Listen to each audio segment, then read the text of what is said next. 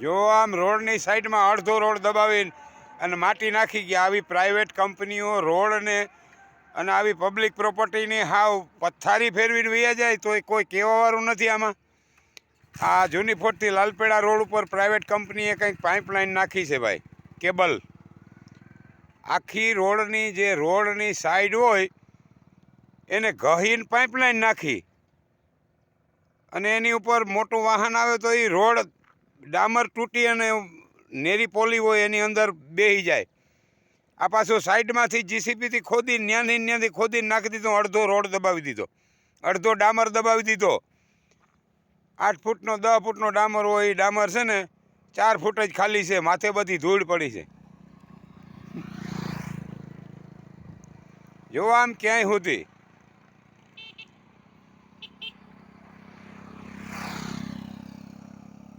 જૂની ફોટથી લાલપીડા રોડ ઉપર